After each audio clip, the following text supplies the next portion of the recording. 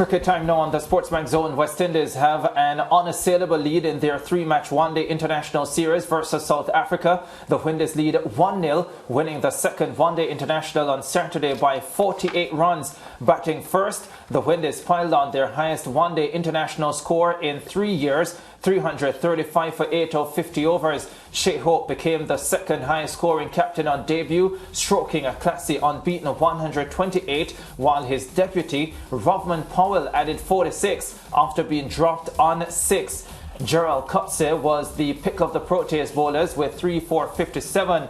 The hosts started strongly in their pursuit of 336 and were in sight of victory by the 30th over at 214 for 5. They then lost 3 quick wickets, finding themselves at 238 for 8. The loss of their captain Temba Bavuma for 144. It was a fabulous knock, threatened to take the match away from the West Indies, but his dismissal, the final nail in the coffin for them, to be dismissed for 287. Alzarri Joseph and Akil Hussain took 3 wickets each.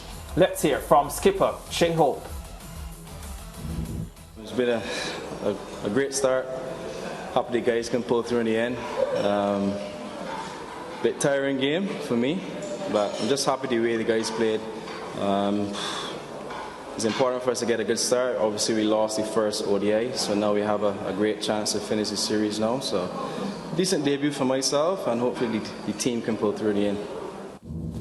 Yeah, tiring game, he says. Another man who might be a little bit tired because of all his travelling, Nikhil Uttamchandani, and he joins us from some airport somewhere around the world. Nikhil, how are you doing?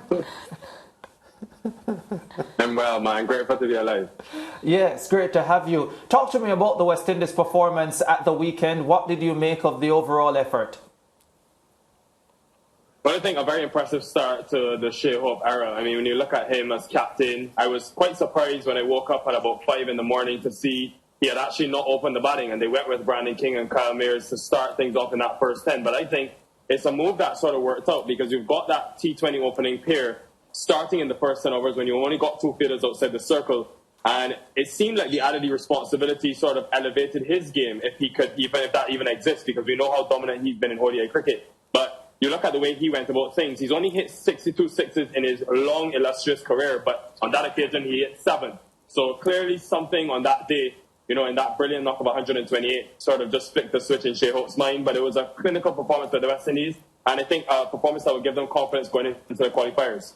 Yeah, for sure. There was a particular stage of his innings when he got into the late 80s or the 90s where Pommy said to Ian Bishop, hey, where is that added stroke play and ability to clear the ropes that you spoke about with Shai Hope? And about a few deliveries later, Shai Hope spanked a few out of the park.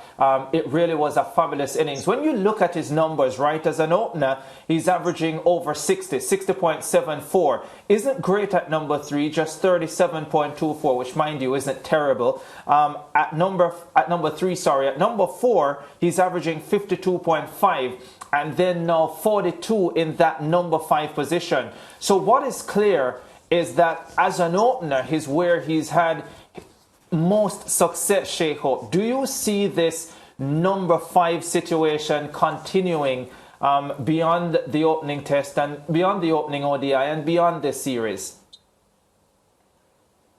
I think, you know, it's a possibility. Personally, though, I would like to see him at the top of the order. I just think you want your best players really and truly batting the most deliveries. And he's someone I think is capable of exploiting in that power play. I would love to see him actually, because of the fielding restrictions, have the ability to play a few strokes, confidence. And I mean, why break something if it's, why fix something if it's not broken? I think he's a man that, as we know, has dominated one international cricket and is right up there with the Babar Azams of the world, with the Virat Kohlis, with the Joe Roots in terms of numbers. And I mean, 14 won international hundreds now, and 12 of them have come away from home. That is not something you see every day. Yeah. Given that it was successful in the first ODI, though, you don't suspect that this is something that will change anytime soon?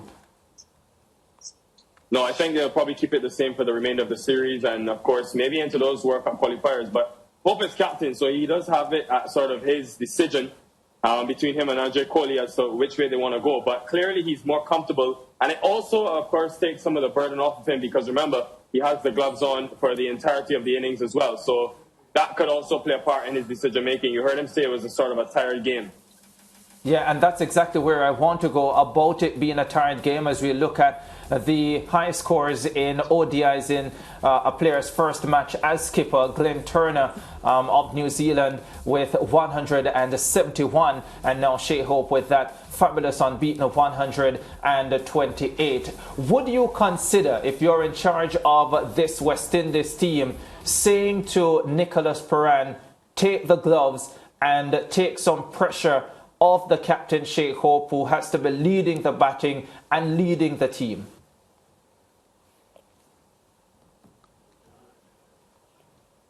Wow, seems as if we've lost Nikhil for a second, Lance and Mariah. But I thought about that quite a lot over the weekend, yes, because there is so much work that Shai Hope has to do. And I suspect that maybe part of the reason he decided not to open the batting is because he knows he's going to have to be behind the stumps for 50 overs as well. Yes. And I'm just thinking, I think we have Nikhil back. Nikhil, yeah, did you get that last question? Oh, he isn't. Oh, he isn't quite back. So I was saying, Lance and Mariah, that Nicholas Pooran, for me, is a capable wicketkeeper, yes, who should be able to do so in the 50-over format. And I don't see why your captain should be doing as much work if he doesn't absolutely have to.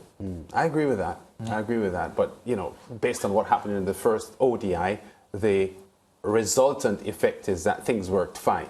Yeah. And we got a win. Yeah, but I always think about sustainability, though, Lance and Mariah. So yes, it was successful this first time, but it's the first time.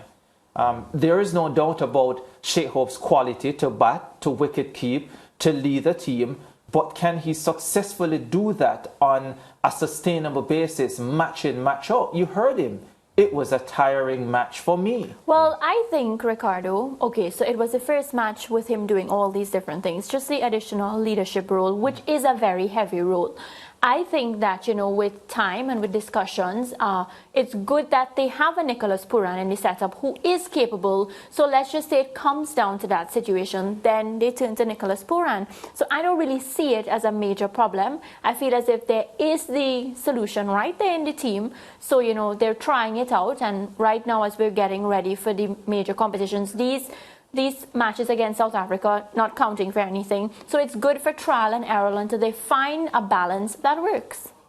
I think in real terms, though, I think ideally, because of the strain of captaincy and his responsibility as the leading batter in the team as well, I think if I were strategizing for the team, I would have Pooran keeping and not giving Shai Hope that additional duty. But maybe the coaching staff can explain to us why they've gone this route, and let's hear what they say, because Ricardo makes a good point about sustainability, and we know how stressful the job of West Indies captain is, especially the white ball captains who, you know, haven't really, you know, been having a lot of success in recent years. Yeah, I think we have Nikhil back. Nikhil, before we move on to anything else, I just wanted to get your thoughts on asking Nicholas Pooran to take the gloves in one-day international cricket, to take a little bit of the pressure of Shai Hope, the captain, the new captain.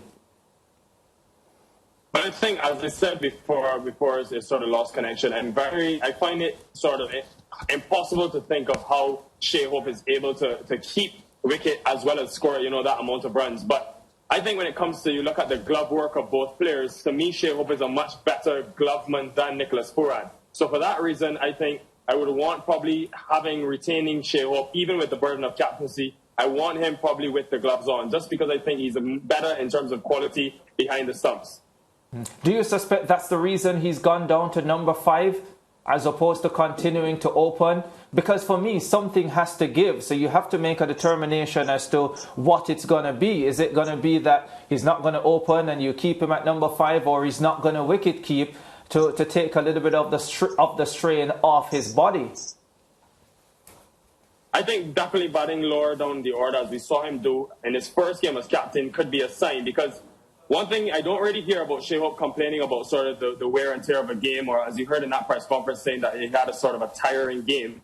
But clearly the captaincy, having to keep your mind on constantly, as well as being a keeper, as well as being an important batter for the West Indies, it clearly played a part. So I definitely think we could see it, but what I like about it is that he's shown us that even at number 5, number 4, he's got 200s at number 4 now, he's only batted there 11 times, he's still more than capable of performing and being an excellent contributor for the West Indies. Yeah, so leaving Shai Hope, who, by the way, has only Des Haynes, Lara and Gale scoring more ODI hundreds than he has, which is very significant in the history of West Indies cricket. The opposing captain, Temba Bavuma, back-to-back hundreds, a test match last week at 172, 144 this past weekend. He did have 100 against England in an ODI back in January as well. There was a moment late in the game, Nikhil, that Bavuma looked as if he may have been stealing the game away from the West Indies. How good is his form at the moment? Yeah, I think he's got a chip on his shoulder, Lance. Remember that this is a man that was just relieved of T20 international captaincy. Not only was he relieved, he was also dropped. So it's sort of a case of disrespect, you could say.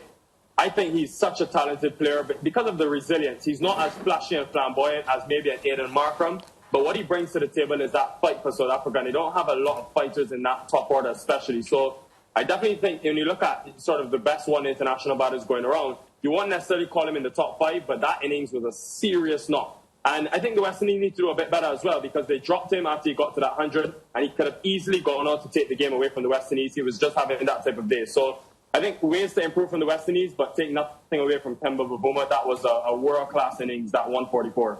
Yeah, well, the third and final one-day international will bowl off on Tuesday morning Caribbean time at Sandwest Park in Potchefstroom. Interim head coach Andre Coley spoke to the media ahead of the match. You know, every game brings new possibilities. You know, you've just outlined one. We are in a very good space mentally, and we're happy with our preparation. So we're just really looking at, you know, making sure that we're ready for this game. The conditions, obviously, we'll have to work that out and work out what's the best approach. But we've been taking it on a match-by-match basis. So we are in a good place, and you know, we have had good plans, and everybody's just looking forward to playing the second ODI with the possibilities that are in front of us. Yeah, outstanding opportunity for the West Indies, Nikhil, to win a one-day international series in South Africa for the very first time. Do you suspect they can pull it off on Tuesday?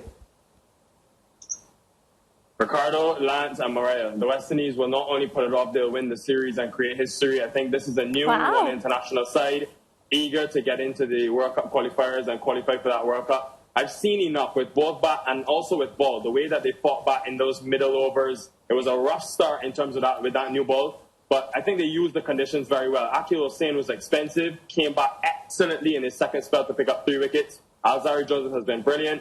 I think this team has what it takes to win that third ODI and win this series. Well, you're a confident man, Nikhil Uttamchandani. Hopefully, all the West Indies just heard you say that, and now we're hopeful again that we'll be able to get to our first ever one-day international series win in South Africa. Thanks very much, Nikhil. We'll catch up tomorrow after the West Indies wins the series.